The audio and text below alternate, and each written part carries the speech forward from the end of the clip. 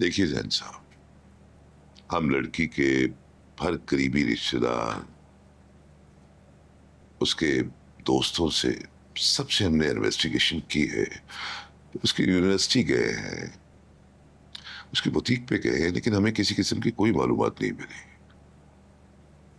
समझ में नहीं आ रहा कि उस लड़की को जमीन निकल गई या आसमान खा गया। अब आप ही बताएं, कैसे तलाश करें हम उसे? क्या मतलब कैसे ढूंढे? ये आप कह रहे हैं?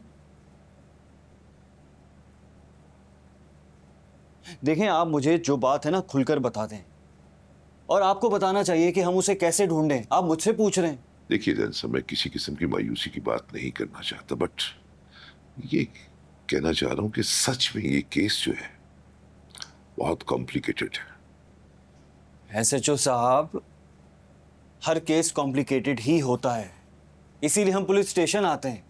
रिलैक्स जैन साहब, हम पूरी कोशिश कर रहे हैं मानूर को ढूंढने की, लेकिन मेरा कहने का मकसद ये है कि अगवा दो ही वजूहात की बिना पर किया जाता है। पहला एंगल है तावान, इसलिए अगर अगवा तावान के लिए किया जाता है तो पहले दिन ही किडनैपर्स का फोन आ जाता।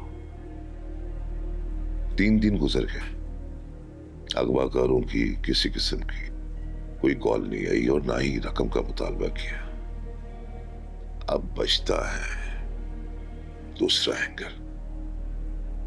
दूसरा एंगल दुश्मनी भी हो सकती है, क्योंकि अगर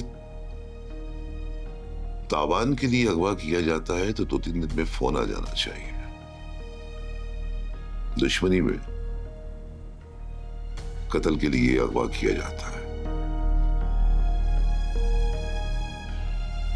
बदकिस्मती से मुझे भी महानूर के मामले में यही लग रहा है कि वो शायद किसी जाती दुश्मनी की भेंट चढ़ गए। दुश्मनी? महानूर की इतनी गहरी दुश्मनी किसी के साथ नहीं है। यही तो हम पता लगाने की कोशिश कर रहे हैं। तानिया ने दानिश वाले मामले के बारे में बताया तो हमने पूरी तरह से उसकी इन्वेस्टिगेशन की, उसकी हिस्ट्री निकाली, बट पता चला कि दूर दूर से दानिश का इस चीज से कोई लेना देना नहीं है।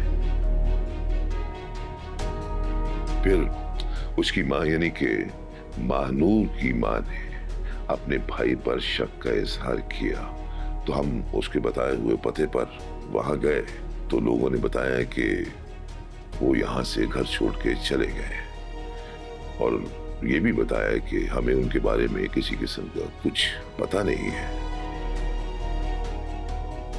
बहरहाल आपको यहां बुलाने का मकसद यही था कि आप अपने जहन पर जोर दें। कोई ना कोई तो ऐसी बात है जो आपको मालूम है।